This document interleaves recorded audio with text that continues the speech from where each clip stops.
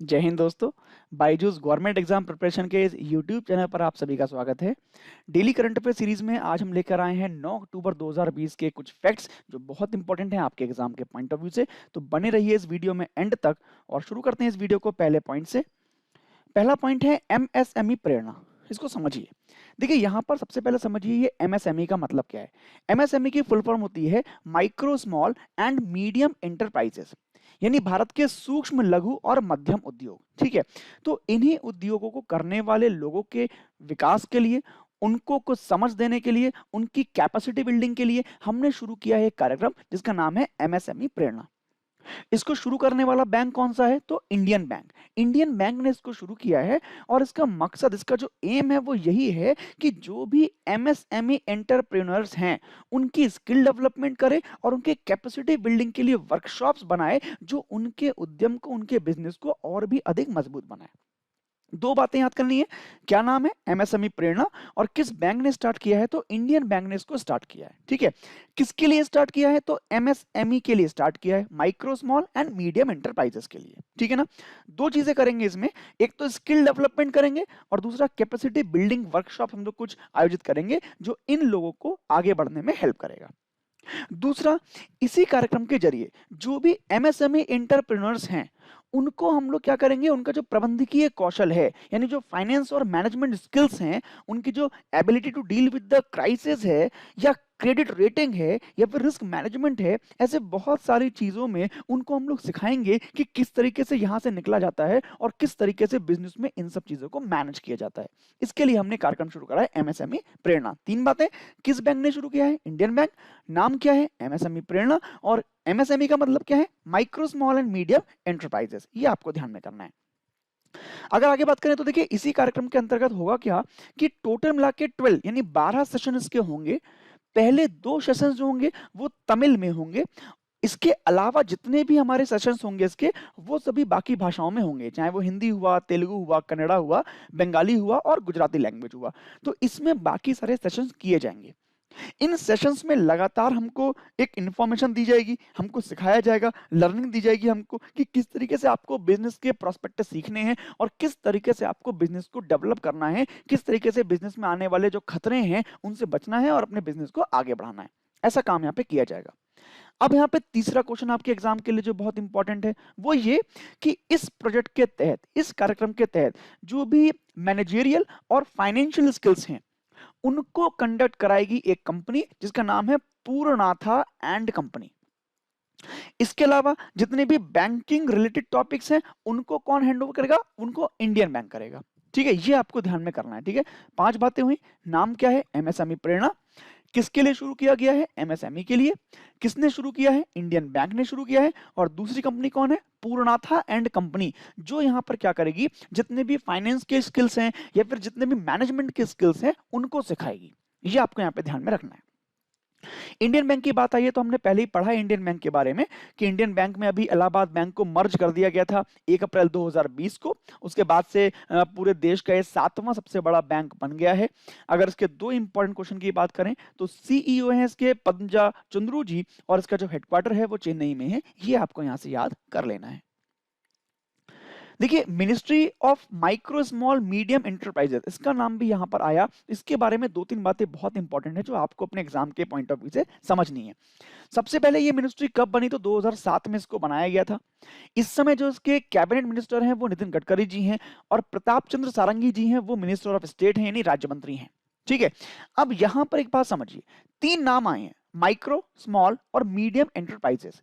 अब इन तीनों का क्या डेफिनेशन है, किस इंडस्ट्री को, किस एंटरप्राइजेस को हम लोग माइक्रो बोलते हैं, किसको स्मॉल बोलते हैं, किसको मीडियम बोलते हैं, उसके लिए यहां पर एक आपके पास डायग्राम है, उसको आप देखिए। देखिए इसमें ऐसे जितने भी उद्योग हैं, जितने भी ऐसे एंटरप्राइजेस हैं जिसमें जो इन्वेस्टमेंट है यानी जो उसका निवेश है वो 1 करोड़ से ज्यादा ना हो और जो उसका टर्नओवर है वो 5 करोड़ से अधिक ना हो, तो ऐसे सभी एंटरप्राइजेस को हम बोलते हैं माइक्रो एंटरप्राइजेस। ऐसे ही जो स्मॉल एंटरप्राइजेस हैं उसमें ऐसे एंटरप्राइजेस आते हैं जिसमें इन्वेस्टमेंट कितना है? 10 करोड़ का, और जिनका टर्नओवर कितना है? 50 करोड़। इससे ऊपर नहीं होना चाहिए। और जो मीडियम एंटरप्राइजेस हैं उसमें क्या आता है, उसमें इन्वेस्टमेंट होना चाहिए 50 करोड़ का, इससे अधिक इन्वेस्टमेंट ना हो। और जो एनुअल टर्नओवर है वो कितना होना चाहिए, 250 करोड़, यानी 250 करोड़ रुपए का उनका एनुअल टर्नओवर होना चाहिए। अगर इस कैटेगरी में वो आते हैं तो फिर वो माइक्रो, स्मॉल और मीडियम कैटेगरी में रख दिए जाएंगे। ये आपको यहाँ से ध्यान में कर लेना है। देखिए इसकी परिभाषा कई बार बदली गई है, 2018 में बदली गई थी, उससे पहले भी इसकी परिभाषा एक बार बदली गई थी। पर अब 2020 की हम बात करें तो 1 जुलाई 2020 से इनकी यही परिभाषा है, यही आपको यहाँ पे ध्यान में रखनी है। नेक्स्ट पॉइंट की ओर बढ़ते हैं। अगला पॉइंट इंपॉर्टेंट है, India first advance manufacturing hub. तो इसको ध्यान कर लेते हैं। देखिए अभी अपना प्रदेश है उसका नाम है तमिलनाडु। तमिलनाडु ने एक ऑर्गेनाइजेशन है जिसका नाम है वर्ल्ड इकोनॉमिक फोरम, यानी WEF। इसके साथ मिलकर अभी भारत में पहला एडवांस्ड मैन्युफैक्चरिंग हब बनाने का फैसला किया है। उसके लिए यहां पर पार्टनरशिप इन्होंने की है। ठीक है, क्या करेगा ये, जो WEF है यानी जो वर्ल्ड इकोनॉमिक फोरम है उसके 19 यानी 19 प्लेटफॉर्म चल रहे हैं, उन्हीं में से एक प्लेटफॉर्म ये है जिसको हम बोलते हैं एडवांस मैन्युफैक्चरिंग हब।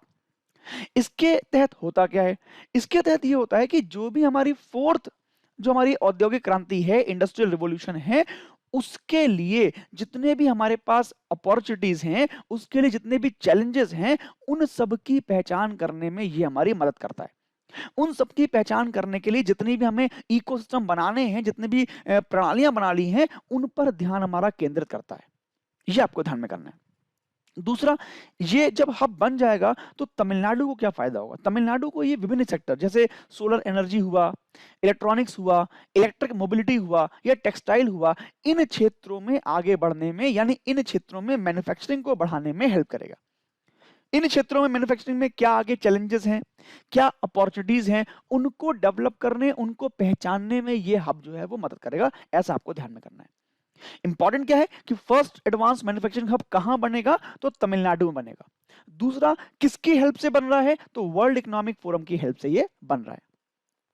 इसके बारे में और बातें जो भी ध्यान करनी है। देखिए दूसरी बात, मैंने आपको बताया कि चौथी औद्योगिक क्रांति यानी जो फोर्थ इंडस्ट्रियल रिवॉल्यूशन है, उसके द्वारा जितने भी बताए गए अवसर हैं, उनके द्वारा जो बताई गई अपॉर्चुनिटीज हैं, उनको पहचान करके उस डायरेक्शन में स्टेट को आगे बढ़ाना, यही इसका पूरा मकसद है।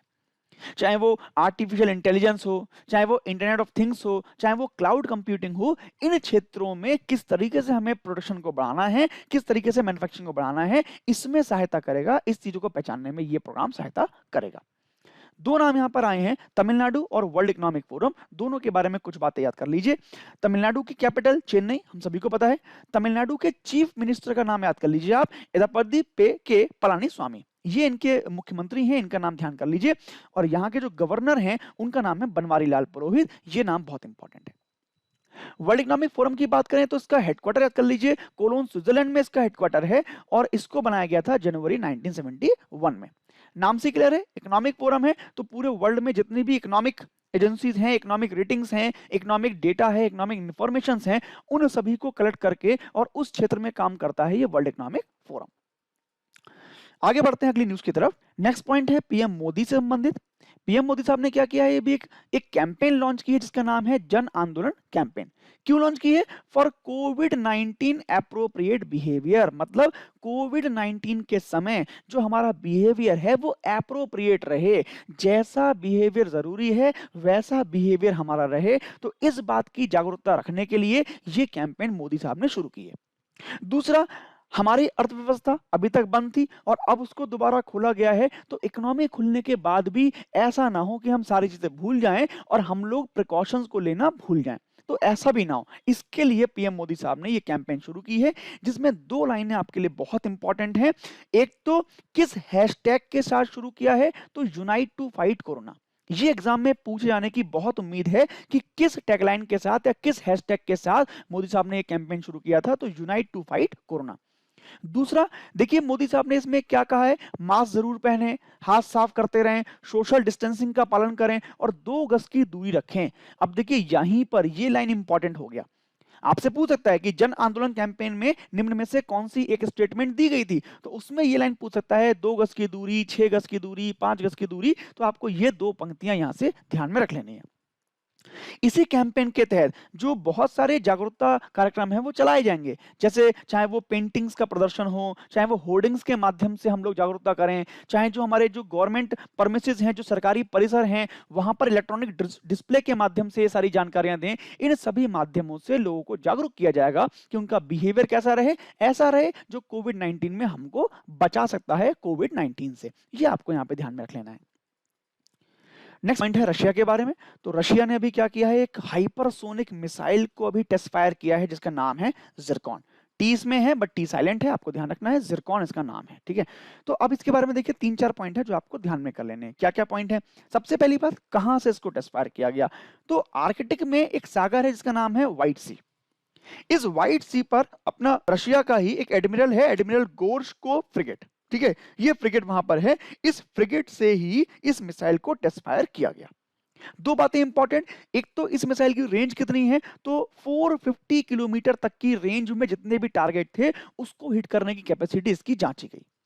दूसरा, जो इसका नाम है हाइपरसोनिक, इसका मतलब साउंड की स्पीड से 5 टाइम्स से भी ज्यादा, यानी साउंड की जो स्पीड है उसके 5 गुने से भी अधिक इसकी स्पीड है। तो वही यहां पर देखा गया, मैक 8, इसका मतलब साउंड की स्पीड का 8 गुना इसकी स्पीड है। ऐसा आपको दो बातें ध्यान में करनी है।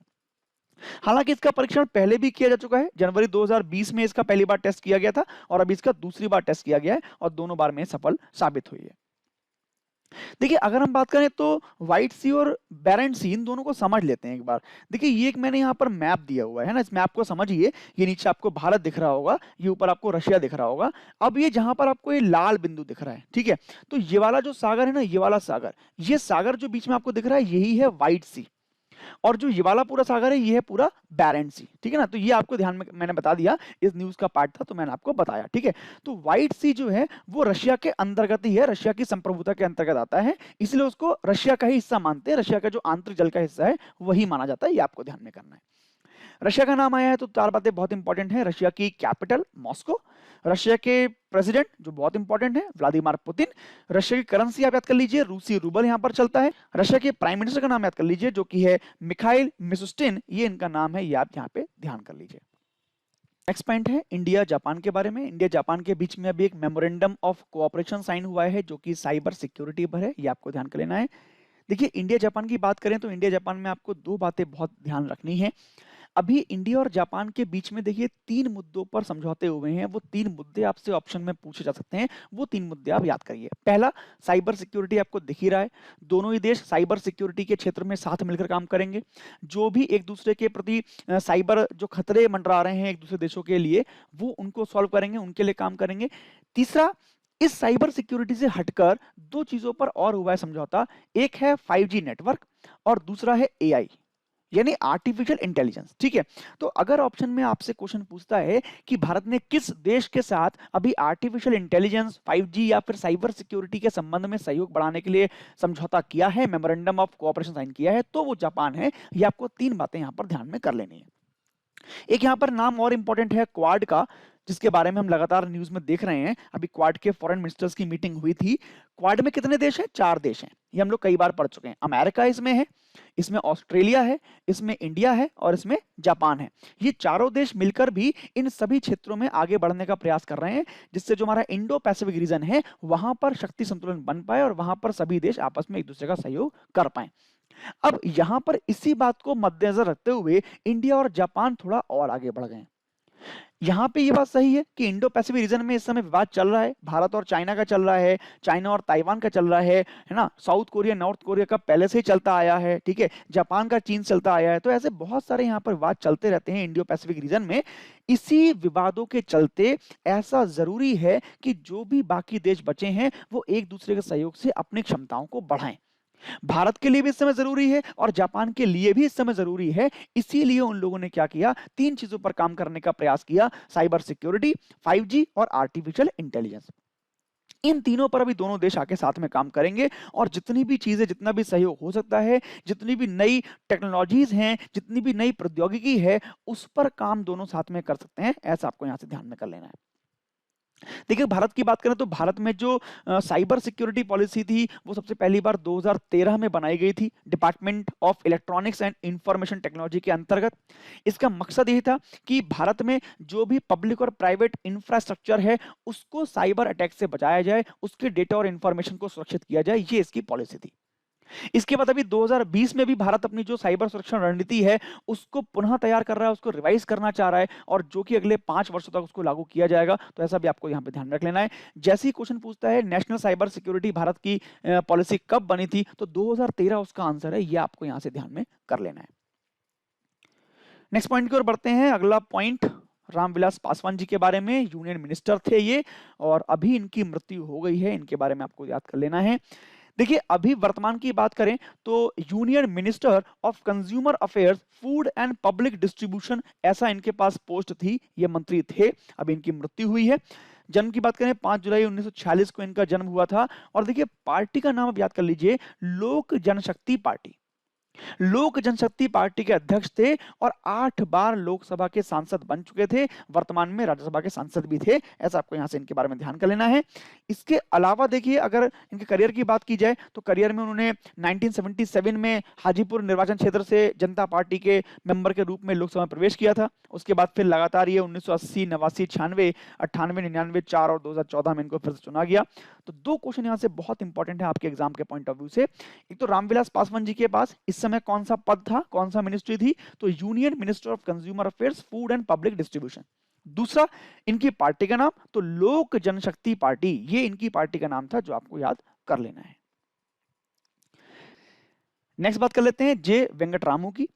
तो अभी एक कैबिनेट पैनल ने जे वेंकटरामू को 3 साल के लिए जो हमारा इंडिया पोस्ट पेमेंट बैंक है उसके एग्जीक्यूटिव ऑफिसर यानी उसके चीफ एग्जीक्यूटिव ऑफिसर और मैनेजिंग डायरेक्टर के रूप में 3 साल के लिए अपॉइंट कर लिया है। ये तीनों बात याद करिए, J Venkataramu, India post payment bank, MD and chief executive officer for 3 years, 3 साल के लिए उनको यहाँ पे अपॉइंट कर लिया गया है, इसलिए ये न्यूज में आ गए। अगर बात करें वेंकटरामू की तो लगभग 22 साल का एक्सपीरियंस है इस क्षेत्र में वेंकटरामू जी को। इससे पहले जो हमारी रिटेल बैंकिंग है या इसके अलावा मोबाइल बैंकिंग है या इसके अलावा जो और भी डिजिटल फाइनेंशियल सर्विस प्रोजेक्ट्स हैं उन पर ये काम कर चुके हैं लगभग पिछले 20-22 वर्षों से। तो काफी लंबा चौड़ा अनुभव इनको है और उसी अनुभव के वजह से इनको बनाया गया अभी इंडिया पोस्ट पेमेंट बैंक का एमडी और चीफ एग्जीक्यूटिव ऑफिसर 3 साल के लिए। इससे पहले बात करें तो जे वेंकटरामू से पहले सुरेश सेठी जी इंडियन पेमेंट्स बैंक के पोस्ट पेमेंट बैंक के अध्यक्ष रहे थे, उनके एमडी और चीफ एग्जीक्यूटिव ऑफिसर रहे थे, उनकी जगह पर ये यहाँ पर आएंगे। देखिए इंडिया पोस्ट पेमेंट बैंक की बात हुई है तो यहां से ये क्वेश्चन बहुत इंपॉर्टेंट हो जाता है। इंडिया पोस्ट पेमेंट बैंक के बारे में आपको 2 सबसे पहले तो ईयर याद कर लेने हैं। सबसे पहला ईयर 2015, जब आरबीआई से इंडिया पोस्ट को पेमेंट बैंक खोलने का लाइसेंस मिला था। पहली बात कि इंडिया पोस्ट को आरबीआई से पेमेंट बैंक खोलने का लाइसेंस कब मिला था, तो 2015 में मिला था।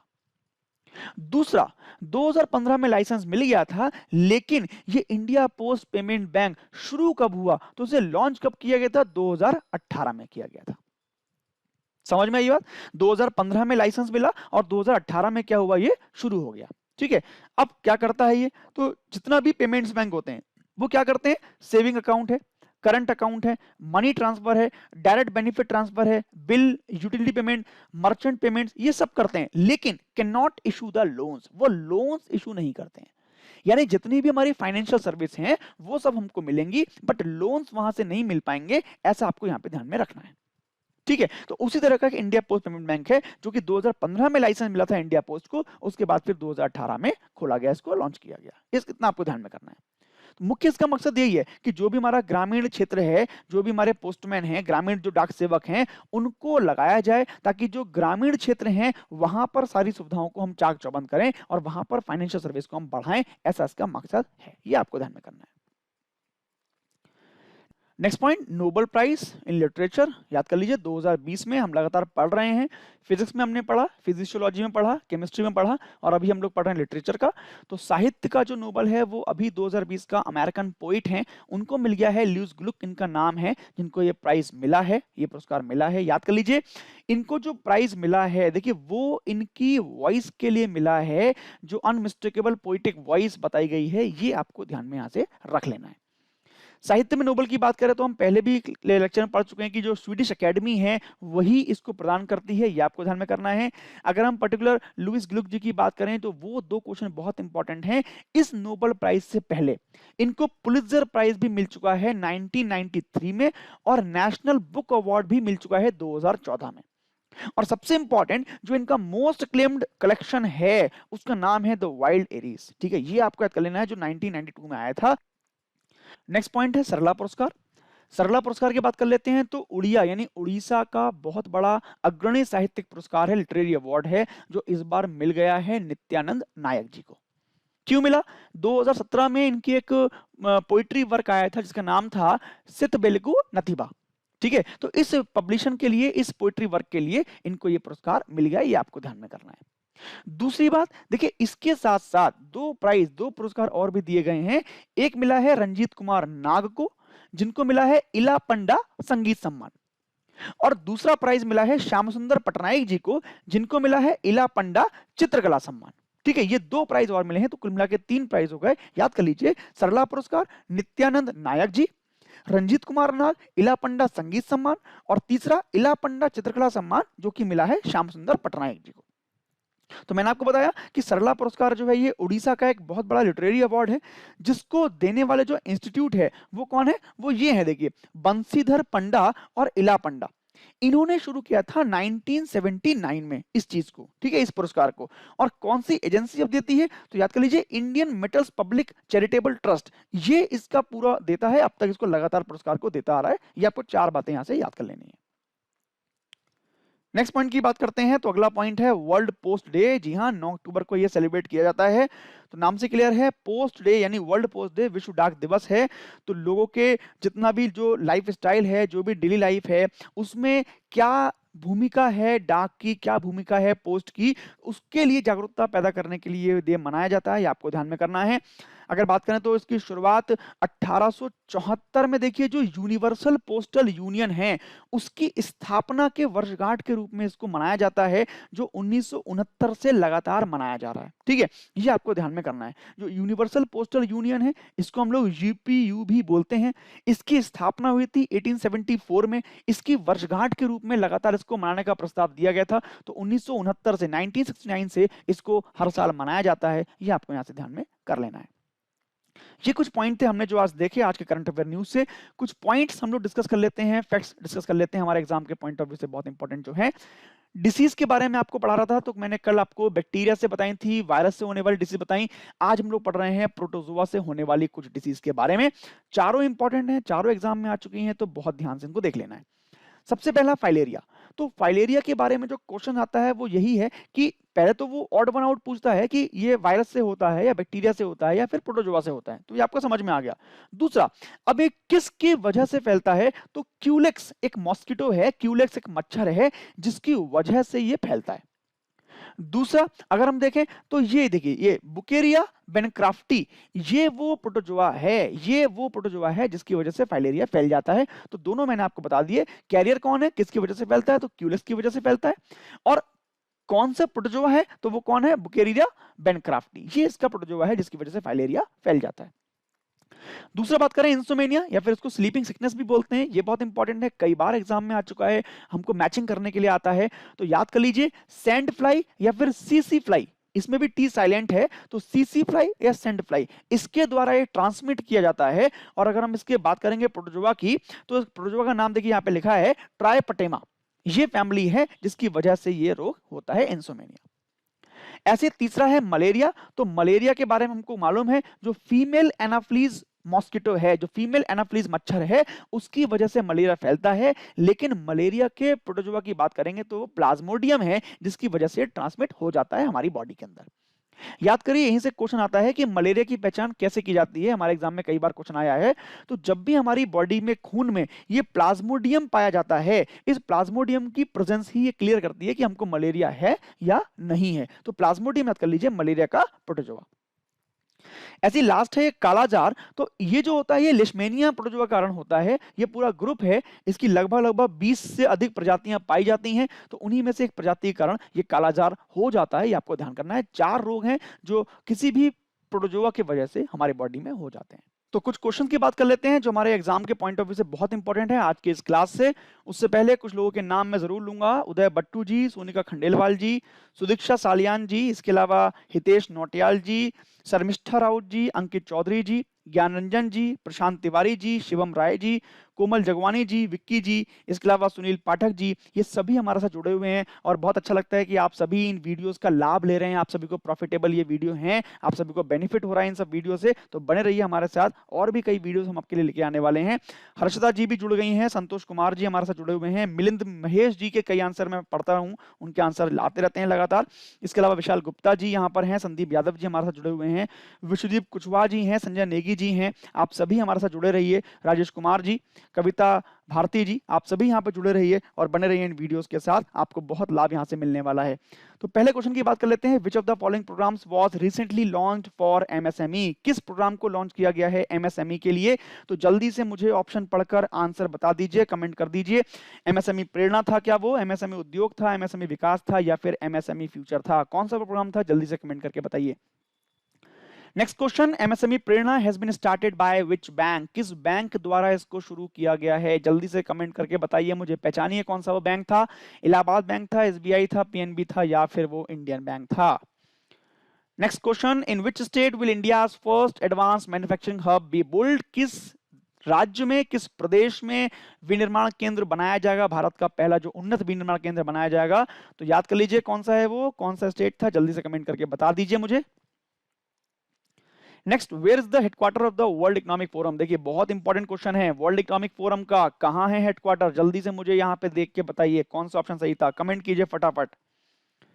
Next question, which country has test fired the Zircon missile? किस देश ने अभी जिरकॉन मिसाइल का परीक्षण किया है? अभी हमने पढ़ा था, जल्दी से कमेंट कीजिए सही देश का नाम कमेंट में।